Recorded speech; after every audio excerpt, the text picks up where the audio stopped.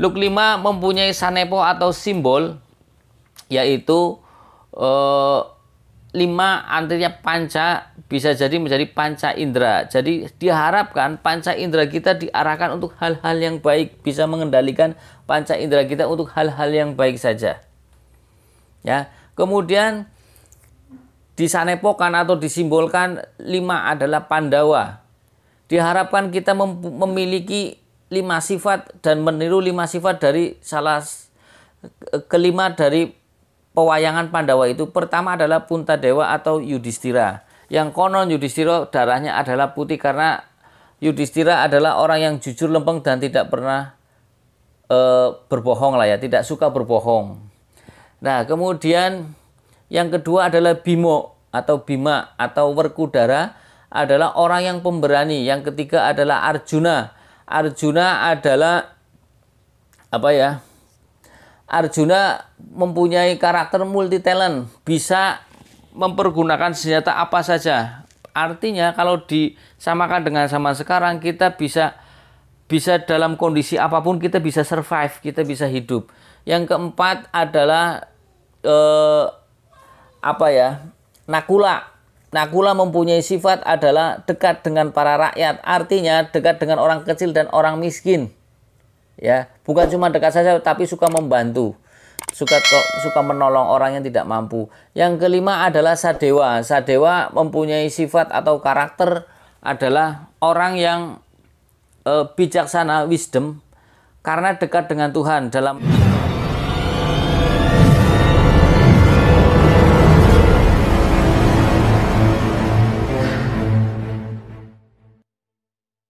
Assalamualaikum warahmatullahi wabarakatuh. Salam sejahtera, salam budaya, rahayu, rahayu, rahayu.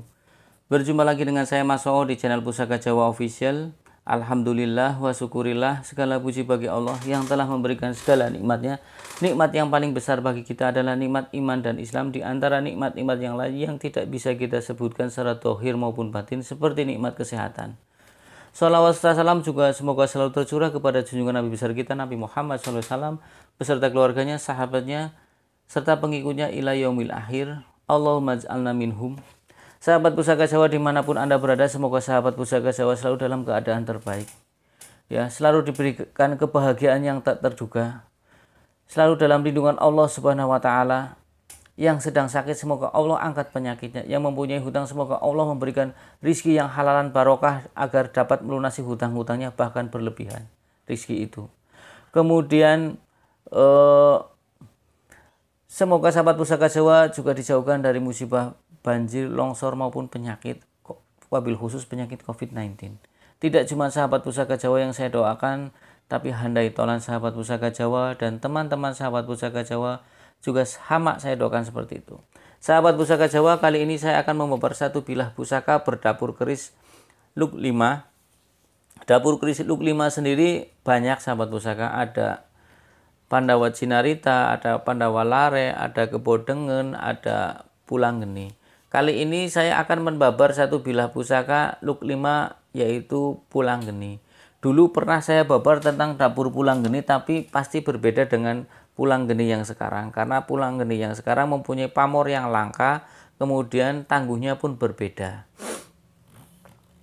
Sahabat Pusaka Jawa, kalau kita bicara tentang Pulanggeni, di Keraton Yogyakarta sendiri mempunyai pusaka bernama Kanjeng Kiai Pulanggeni, tapi dapurnya tilam upi. Kalau bertanya kenapa Mas namanya Pulanggeni, ya pastinya pihak keraton mempunyai alasan tersendiri menamakan Pulanggeni ya. Dan Pulanggeni ada yang bilang, ada yang berdapur lurus, ada yang bilang Pulanggeni, ada yang bilang Pulunggeni. Ya. Dapur lurus Pulunggeni, mudah-mudahan next time atau di kemudian hari saya bisa membabar dapur Pulunggeni yang lurus. Jadi sahabat Pusaka Jawa tahu. Nah, sahabat Pusaka Jawa, dapur Pulunggeni sendiri adalah dapur kreasi baru dari PP9. PP9 sendiri jumeneng atau memerintah pada tahun 1861 sampai 1893, berarti beliau menjabat sebagai sultan atau raja 32 tahun. Pada saat beliau menjabat, yaitu Keraton Surakarta banyak sekali perkembangannya, baik kebudayaan maupun segi dari infrastruktur. Karena pada saat beliau berkuasa, beliau juga merenovasi seperti Panggung Songgobuwono, ya sahabat Pusaka Jawa, atau Siti Hinggil itu. Kemudian beberapa juga banyak yang direnovasi sehingga beliau dijuluki Sinuhun Bangun Kedaton. Pada zaman PP 9 juga hidup seorang pujangga terkenal yang waskita bernama Raden Ronggowarsito. Yang kita sering baca, kadang kan ada yang melihat suka baca kitab Bental Jemur Ada Makna. Karangan Ronggowarsito banyak sekali seperti Serat Kalatida, ya. Nah, kalau bicara tentang Ronggowarsito dan PP 9 pastinya korelasinya sangat dalam karena ayah dari Raden Ronggowarsito itu juga memang sudah berada di keraton atau menjadi juru tulis keraton Solo waktu itu. Tapi kondisinya antara Raden Ronggowarsito dengan PP 9 kurang harmonis dikarenakan politik adu domba dari Belanda atau Divide et Impera, karena dihembuskan kabar bahwasanya PP 6 ayahanda dari PP 9 itu tertangkap Belanda, kemudian dipenjara, diasingkan ke Ambon, ke sana gara-gara atau karena Mas Panjang Suarap, ayahanda dari Ronggowarsito itu membocorkan kepada Belanda bahwasanya PP 6 itu bekerjasama dengan Pangeran Diponegoro untuk melawan Belanda. Padahal pada saat itu banyak beranggapan itu adalah politik dari Belanda. Ya. Nah, sahabat Pusaka Jawa, tidak perlu panjang dan lebar, kita akan membabar dapur bilah pusaka, dapur pusaka Pulanggeni Luk 5. Kita lihat dulu warongkonya. Warongkonya adalah ini Gayaman Surakarta Kagok Banci, kayunya Katimoho pelet ceblok banteng, karena seperti sapi, belang sapi bahasanya ya. Badannya sapi kan begini, belang-belang. Nah, kemudian untuk pendoknya ini blewah. Kemudian untuk handle-nya ini handle Gatot Kaca Sebo. Untuk mendaknya ini mendak bejen. Silakan sahabat Pusaka Jawa. Nah, ini mendak bejen. Kita buka sahabat Pusaka Jawa. Bismillahirrahmanirrahim. Nah, kita kedepankan. Dapur Pulanggeni mempunyai ciri-ciri yaitu gandiknya lugas, pejetan, luk 5, kemudian memakai ripandan. Ya, sudah itu saja. Tidak ada tambahan lagi. Ya, sahabat Pusaka Jawa. Lihat pamornya. Ini pamor miringnya sahabat Pusaka Jawa. Kita balik lagi. Nah, ini pamornya.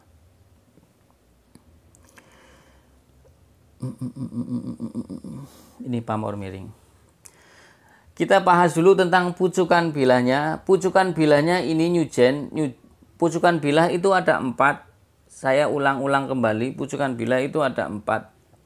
Yang terkenal itu ada 4. Sebenarnya ada 2 lagi atau 6. Yang pertama adalah Ngudup Gambir. Yang kedua adalah Ambu Tutumo. Yang ketiga adalah Anggabah Kopong. Yang keempat adalah Nyujen. Ada lagi yaitu Nugi Pinetet sama Ngumyang. Ini. Kalau di buku ensiklopedi paling 4 yang dijelaskan. Tapi ada penjelasan lagi di buku Keris Jawa karangan sama dengan Bambang Harsisnuksmo. Itu ada Nugi Pinetet dan juga ada Nyujen. Nanti silakan sahabat Pusaka Jawa. Tadi saya referensikan buku itu. Ya, jika sahabat Pusaka Jawa pengen belajar, pakai buku itu, karena banyak kolektor maupun pecinta Tosanaji referensinya buku-buku itu. Nah, kalau lihat dari gonjonya sahabat Pusaka Jawa, ini gonjonya Gonjonya ini adalah sabit rontal. Sabit rontal artinya seperti daun rontal yang disobek-sobek. Ya, rontal itu ron itu daun, tal itu nama pohon tal. Oke ya. Nah, kalau kita melihat dari pamornya, kita lihat pamornya, ini tergolong pamor rekan, ya, dan juga tergolong pamor miring, dan ini tergolong pamor pemilih. Jadi pamornya ini namanya adalah pamor mayang mekar, sahabat Pusaka Jawa. Nah, pamor mayang mekar adalah pamor rekan, artinya pamor yang diciptakan atau dirancang dahulu oleh sang empu. Kemudian pamor miring artinya, kenapa miring? Karena pada saat pembuatannya ini lebih kepada ke vertikal, antara, kan kalau melumah horizontal posisi pamornya, kalau ini vertikal. Nah, kemudian pamor pemilih. Pamor pemilih artinya tidak sembarang orang dapat memilikinya. Jadi hanya orang-orang tertentu yang cocok seperti itu. Nah,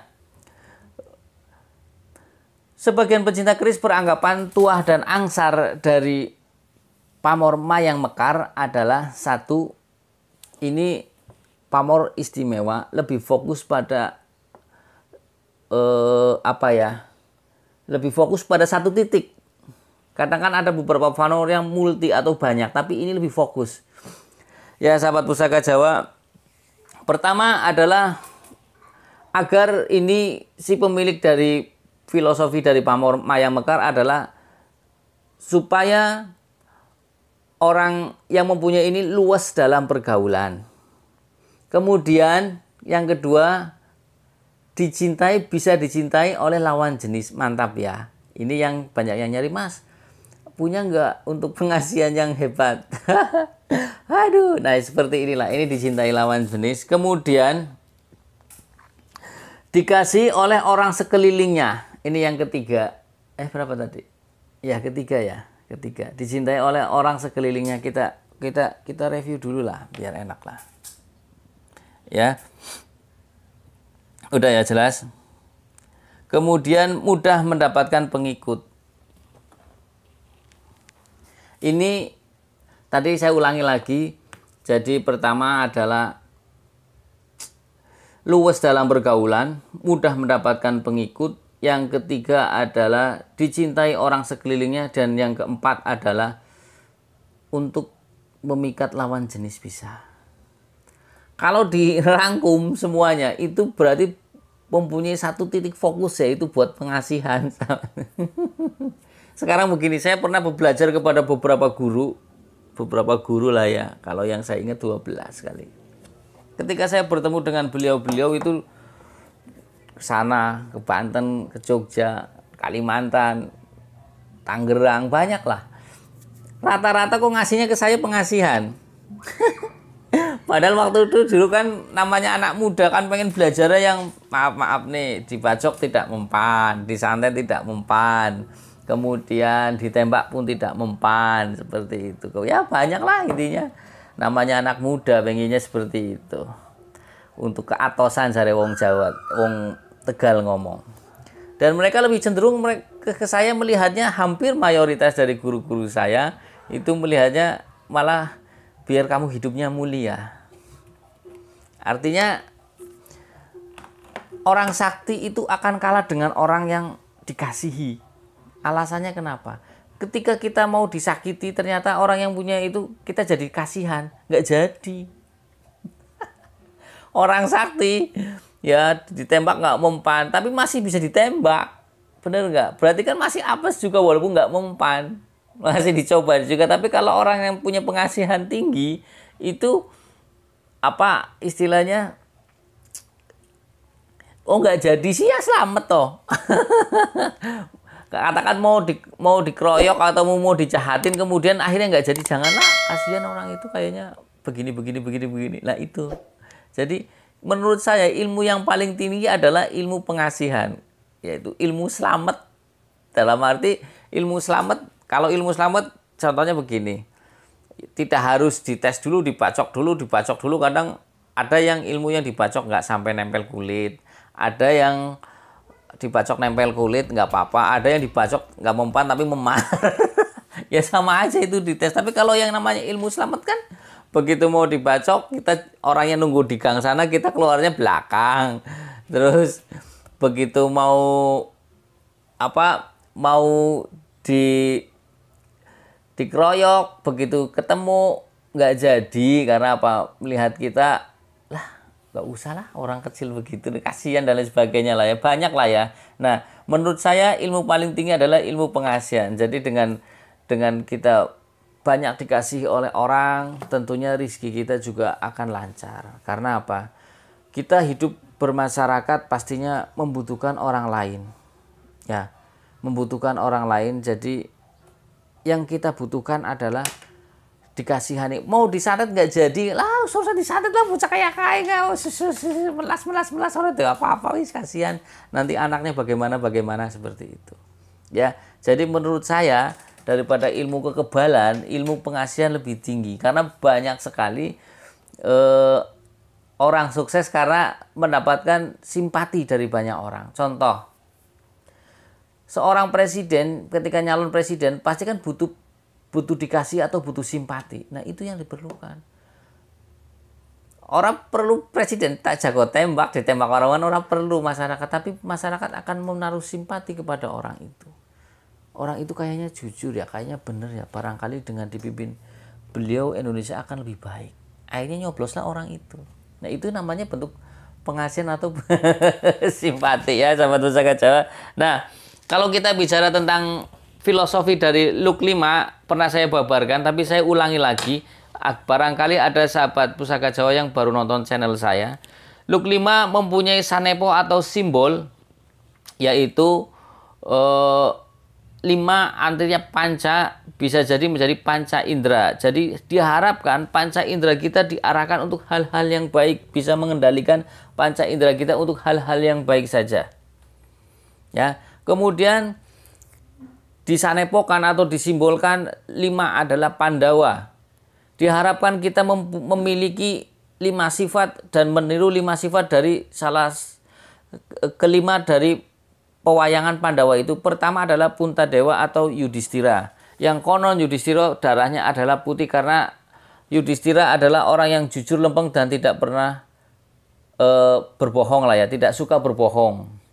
Nah, kemudian yang kedua adalah Bimo atau Bima atau Werkudara, adalah orang yang pemberani. Yang ketiga adalah Arjuna. Arjuna adalah apa ya?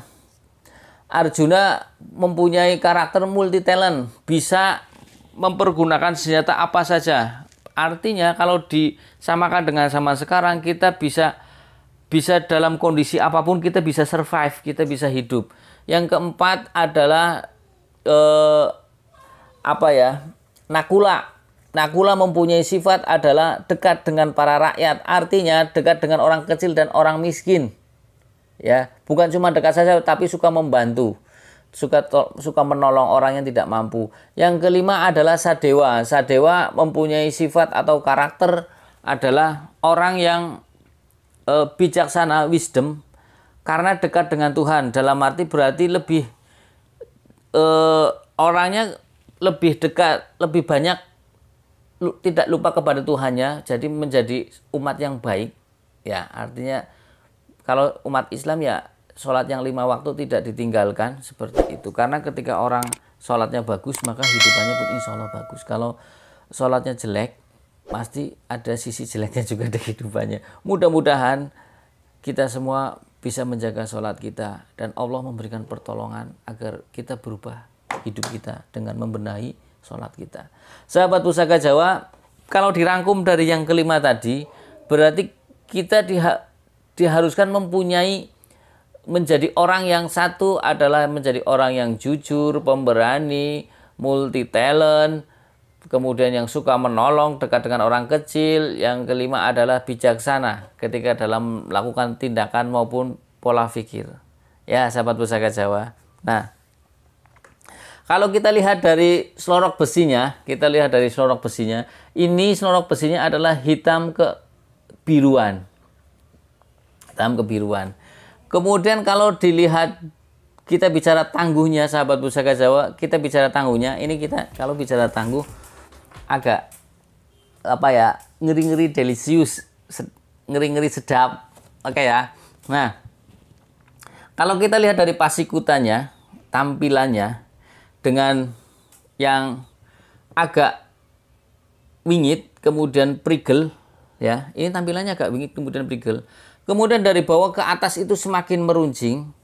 Kemudian kita lihat pamornya. Pamornya ini pandes dan ngawat. Artinya pandes dan ngawat, menancap seperti ngawat, itu seperti kawat.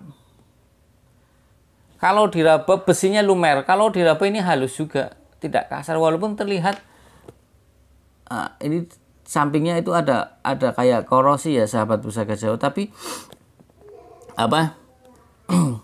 Tapi ya ini halus diraba, sahabat Pusaka Jawa. Kelihatan ya. Kemudian ciri-ciri lagi, kita biasanya kita ukur ya, kita ukur panjang bilanya berapa dan lebar bilanya berapa untuk lebih memastikan, untuk lebih meyakinkan. Kemudian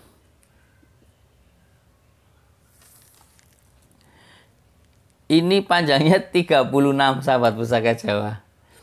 Lebar bila. Kalau tadi kan saya sudah membahas ciri-cirinya. Lebar bilanya 2, sahabat Pusaka Jawa. Nah, kemudian dengan look yang tidak begitu rengkol, ya, tidak begitu kerep, ini estimasi tangguh Mojopahit. Ya, sahabat Pusaka Jawa, ini istimewa. Sudah tangguhnya Majapahit, pamornya pun pamor langka, yaitu pamor Mayang Mekar. Kemudian kalau kita lihat dari sor-soran bilanya di gonjonya, ini ada pamor Kendit Mimang. Berarti ini pamornya dwi pamor dan pamor miring semua. Pamor Kendit Mimang sering saya bahas bahwasanya pamor Kendit Mimang itu adalah untuk memprotek atau melindungi harta benda si pemilik dari kejahatan pencurian. Biasanya keris-keris seperti ini juga menjadi piandel atau yang ditinggal di rumah untuk menjaga harta bendanya. Itu hanya makna atau simbol ya, sahabat Pusaka. Doa dari sang empu dan si pemesan awal dari keris ini. Seperti itu. Jadi kalau kita rangkum, kemudian tadi saya lupa, Luk 5 sendiri mempunyai tuah dan angsar adalah agar orang lancar dalam berbicara. Kemudian orang yang diajak berbicara itu lawan bicaranya terpikat atau terpengaruh. Jadi ini sinkron sekali dengan pamornya. Kita rangkum. Diharapkan dari sang empu pembuat keris ini ataupun sang pemesan dari keris ini yang pertama adalah pemilik keris ini orangnya adalah pergaulannya luas. Ketika pergaulan luas berarti dibutuhkan satu kelebihan, yaitu dia harus lancar berbicara. Betul nggak? Sekarang bagaimana mau pergaulan luas kalau kita berbicara dengan orang aja a-i-u, susah deg-deg dan lain sebagainya. Nah, ini Luk 5. Yang kedua adalah dibutuhkan satu kelebihan khusus yang tanpa berbicara pun orang sudah simpatik dengan kita. Ya, yaitu ditambah dengan pamor ini. Pamor Mayang Mekar ini kan tadi sudah dijelaskan, yaitu agar orang di sekelilingnya adalah mencintai, banyak dikasih orang sekeliling, kemudian dicintai, kemudian apa tadi, lawan jenisnya pun mencintai, ya, dicintai lawan jenis, kemudian apa ya, saya kadang mudah mendapatkan pengikut. Ketika mudah mendapatkan pengikut, ya, yang keempat yaitu luas dalam pergaulan. Orang luas dalam pergaulan itu tidak kaku. Umpamanya ini cocok kepada orang-orang yang kaku, yang mempunyai karakter yang A ya A, B ya B. Nah, sedangkan dia mempunyai ambisi menjadi seorang yang besar. Jadi dibutuhkan satu peredam agar tidak begitu kaku ini, seperti ini. Dan look 5 dulu diciptakan hanya untuk golongan ningrat saja. Untuk orang-orang yang bukan ningrat belum diperbolehkan untuk pada zaman-zaman kerajaan.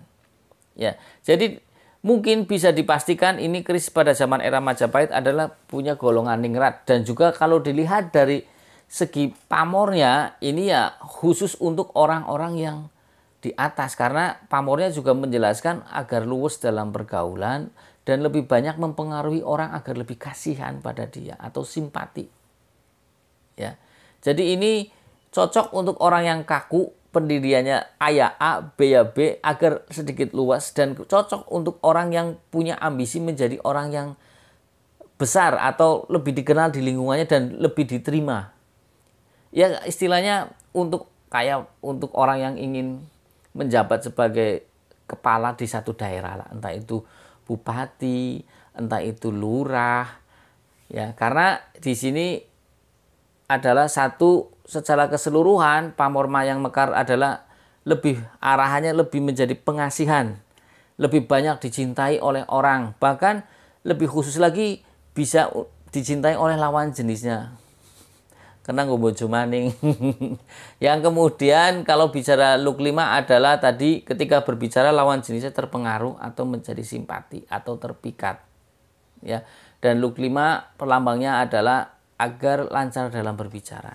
Jadi ini cocok sekali untuk seorang pemilih. Makanya dibilang pamor mayang mekar ini adalah pamor pemilih, berarti mungkin ini dikhususkan bagi orang yang mempunyai ambisi yang menjadi seorang leader, seorang yang pemimpin, ya, untuk jadi orang yang besar, untuk mendapatkan simpati. Cocok lah kalau untuk mungkin kelasnya RT kali ya. Kalau paling kecil RT atau RW atau lurah, naik lagi menjadi camat, pokoknya bagian kepala-kepala lah. Atau untuk jadi seorang sesepuh di satu desa. Karena menjadi sesepuh tidak gampang. Di samping mempunyai kelebihan ilmu, mempunyai sifat yang wisdom, tapi juga dibutuhkan simpati masyarakat. Ketika dia berbicara, masyarakat pun terpengaruh, terpikat, nurut, seperti itu.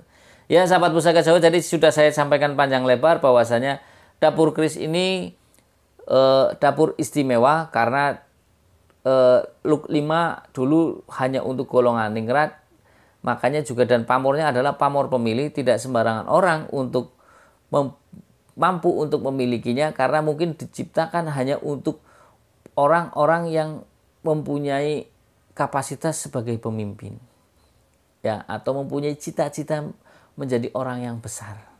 Mas kok pegang keris itu? Ya namanya saya dapat.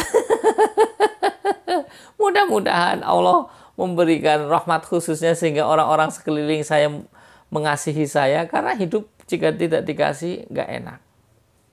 Kita yang paling enak adalah saling kasih mengasihi. Ya sahabat Pusaka Jawa, oke, dari saya itu saja. Semoga dengan paparan saya yang sebentar, mudah-mudahan sahabat Pusaka Jawa mendapatkan sedikit ilmu ataupun sedikit wawasan. Di sini saya bukan ahli, di sini saya bukan pakar, di sini saya juga bukan senior. Saya hanya memberanikan diri berbagi apa yang saya tahu, ya, apa yang saya tahu. Karena di luar sana lebih banyak senior-senior yang lebih pandai tapi tidak mau muncul. Nah, saya lebih memberanikan diri muncul agar bisa berbagi. Apabila saya ada salah-salah kata, saya minta maaf. Kesalahan mutlak milik saya, kebenaran milik Allah Subhanahu wa taala. Sahabat-sahabat Pusaka Jawa Official yang belum subscribe, silakan tekan tombol subscribe, kemudian like, share, and comment. Untuk sahabat Pusaka Jawa yang ingin merequest dapur pusaka, silakan komentar di kolom komentar. Kalau ada, insya Allah saya babar. Kalau tidak ada, buat PR. Kalau tidak ada lagi, saya pinjem ke teman. Kalau tidak ada lagi, ya sabar. Mudah-mudahan Allah Subhanahu wa taala meridhoi saya agar bisa membabar apa yang sahabat Pusaka Jawa request. Ya, karena sudah banyak yang saya babar itu adalah request dari sahabat-sahabat Pusaka Jawa. Dan tujuan saya untuk membuat channel ini adalah memperkenalkan bentuk dan ciri-ciri dari dapur atau pusaka warisan leluhur kita. Jadi saya pede saja ketika ya saya request barangnya jelek, pede. Yang penting sahabat pusaka Jawa tahu, oh ini jenis pulang geni ciri-cirinya seperti ini. Mudah-mudahan sahabat pusaka Jawa itu bisa lebih dari saya, dari segi keilmuan maupun dari segi koleksi. Karena apa? Saya akan senang ketika sahabat pusaka Jawa bisa mempunyai barang yang lebih bagus dari saya dan mempunyai ilmu yang lebih dari saya. Karena satu kebanggaan buat saya ketika subscriber saya mempunyai barang-barang yang bagus, ilmu yang lebih tinggi dari saya. Ya, dari saya itu saja sahabat pusaka Jawa. Wassalamualaikum warahmatullahi wabarakatuh. Salam sejahtera, salam budaya. Rahayu, rahayu, rahayu.